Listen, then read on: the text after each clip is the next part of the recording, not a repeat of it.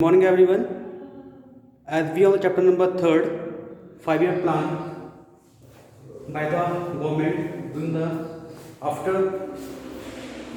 the British rule. ठीक है, so we have learned about the economic planning. Means क्या होता है, प्लानिंग की नीड की होती, ठीक है, और कौन कौन से प्लान होते हैं, शॉर्ट टर्म।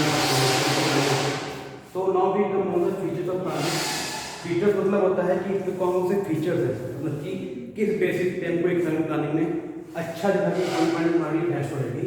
सबसे पहला क्या था, हैवी डिपेंडेंसी और reliance on the private sector, मतलब कि ज़्यादा जो काम था किस पे था, पब्लिक सेक्टर पे था, कम काम हमारा किस पे था, प्राइवेट पे।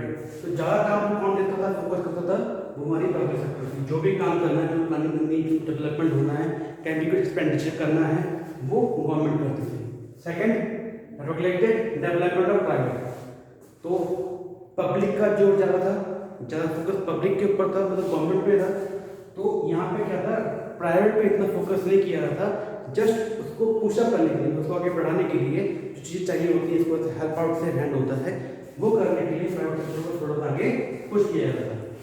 ठीक है, जैसे कि हम मान लेते हैं कि अगर आपको कोई चीज़ चाहिए, आपको कुछ चलाना है, ठीक है, आप उसको चलाने के लिए कुछ हेल्प चाहिए होती है, तो सेम उसी को चलाने के लिए कुछ चीज़ें बनाई गई थी जो आपको प्राइवेट सेक्टर में आने में दिक्कत नहीं करती। जैसे कि आपको फ्री लाइसेंस हो गया, ठीक है, you can start a business without licence. आपको प्राइवेट सेक्टर आने में के लिए कोई भी ऐसा लाइसेंस की रिक्वायरमेंट नहीं होगी, आप जब चाहे से अपना स्टार्ट कर सकते हो, कोई भी प्रॉब्लम नहीं आती है। Third, protection of small scale industry and regulation of large scale industry. Protection of small scale मतलब क्या होगा, कुछ चीज़ें, कुछ प्लेसेस, कुछ ऐसे जो जैसे कि होता नहीं है कि कोई बिजनेस जो खास होने के लिए रिजर्व कर दिया गया हो, मतलब उनके अलावा और कोई बंदा नहीं करेगा, वो स्मॉल स्केल इंडस्ट्री के लिए रिजर्व कर दिया गया है, उसमें लार्ज स्केल इंडस्ट्री बिल्कुल इन्वॉल्व नहीं होगी। वो प्लेस उन्हीं के लिए है, जो स्ट्रक्चर, जो बिजनेस स्मॉल स्केल के लिए है, वो स्मॉल स्केल इंडस्ट्री ही करेगी, ना कि लार्ज स्केल इंडस्ट्री। और सेम लार्ज स्केल इंडस्ट्री को बनाने के लिए कुछ रूल बनाए गए, कुछ नया डेवलपमेंट करना गया, कुछ रूल्स एंड रेगुलेशन बनाए गए, ठीक है, कुछ ऐसी चीज़ें लेके आए, स्ट्रक्चर लेके आए जिससे कि लार्ज स्केल इंडस्ट्री हमारी ग्रो कर पाए, डेवलप कर पाए, ठीक है। फिर development of heavy industry. Development of heavy industry मतलब क्या होगा है, ऐसी इंडस्ट्री जहाँ पे हैवी मटेरियल्स बनते हो, मतलब कि आयरन स्टील इंडस्ट्री हो गई, सीमेंट इंडस्ट्री हो गई, जो हमको स्ट्रक्चर बनाने में हेल्प करता है। अगर हमको इंफ्रास्ट्रक्चर अपना बेटर करना है, हमको एक ब्रिज, ओवर ब्रिज या कोई भी चीज़ बनानी है, तो वहाँ में क्या चीज़ होगा, आयरन काम होगा, स्टील काम आएगी और सीमेंट इंडस्ट्री काम आएगी, ठीक है। उस पर फोकस किया गया था। फिर focus on saving and investment. Mostly focus क्या था, सेविंग पे था, जितने सेविंग कर पाओगे आप उतना इन्वेस्टमेंट भी कर पाओगे। अगर आप सेविंग नहीं कर पा रहे हो तो फर्दर इन्वेस्टमेंट नहीं कर पाओगे, ठीक है। तो ज़्यादा इन्वेस्ट पे करते थे, जिससे कि पर्सन सेविंग करने में और ज़्यादा इन्फ्लुएंस हो रहे थे।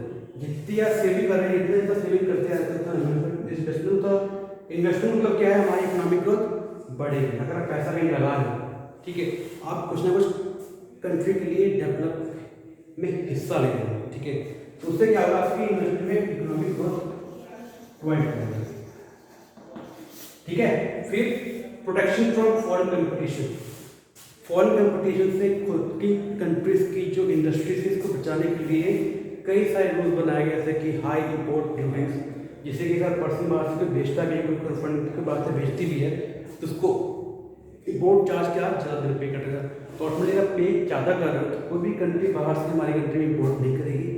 ये हमारा एक फंडा था, एक तरह का स्टेप था, जिससे कि हमने क्या किया, अपनी खुद की इंडस्ट्रीज को फॉरेन कंपटीशन से बचाया। और एक्सपोर्ट पे क्या कर दिया गया, काफ़ी अच्छा चार्जेस कर दिए थे, हमारी कंट्री में कोई भी चीज़ बाहर आ जा पाए। अगर हम बाहर नहीं बेच पाएंगे तो ऑटोमेटिक हमारी कंट्री के जो चीज़ें हैं वो बिक नहीं पाएंगी।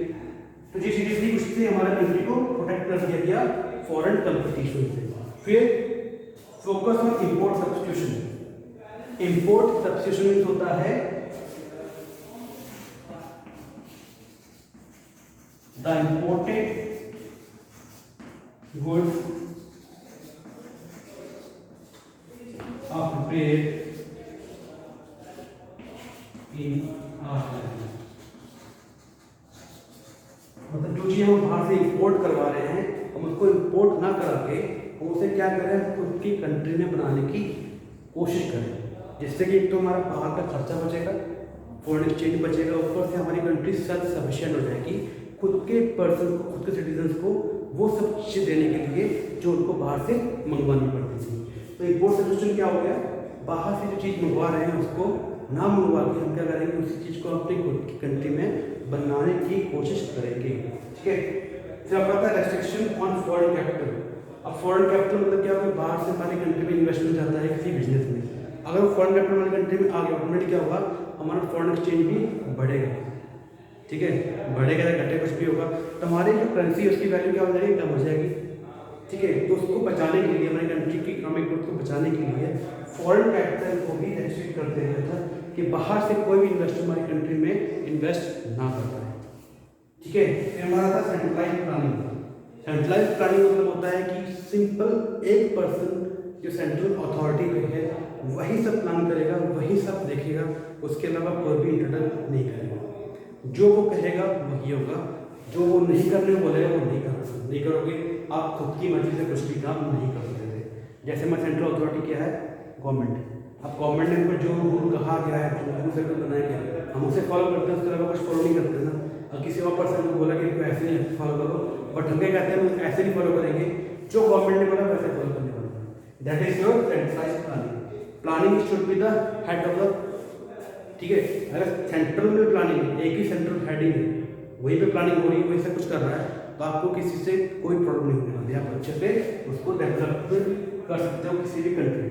ठीक है, तो हैबिट डिपेंडेंसी प्रोटेक्ट करता है हमारा feature.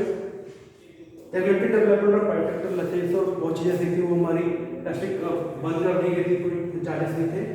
Production smoking industry production किया जाता था। डेवलपमेंट ऑफ हैवी इंडस्ट्रीज को डेवलप करने के लिए प्लान बनाए गए थे। फिर focus on sample investment, saving investment, जितनी सेविंग करोगे आप उतना इन्वेस्टमेंट करने में कैपेबल हो जाओगे। फिर प्रोटेक्शन फ्रॉम फॉरेन कैपिटल को, फॉरेन कंपटीशन को बचाने के लिए भी किया, इम्पोर्ट ड्यूटी बढ़ा दी गई। काफ़ी चीज़ कैपिटल से फॉरेन का कोई भी सामान कंट्री में ना पाए। फोकस ऑन इम्पोर्ट सब्स्टिट्यूशन, जो चीज़ हम बाहर से मंगा रहे हैं उसको क्या करें, खुद की कंट्री में बनाने की कोशिश करें। रिलैक्सेशन ऑन फॉरेन कैपिटल, वहाँ से कोई पर्सन फॉरेन हमारी कंट्री में कोई भी कैपिटल इन्वेस्ट ना कर पाए। Then last is centralise planning. Centralise planning होता है कि एक प्लान हो, एक पर्सन हो जो प्लानिंग कर रहा हो, उसके अलावा कोई पर्सन ना कर रहा हो।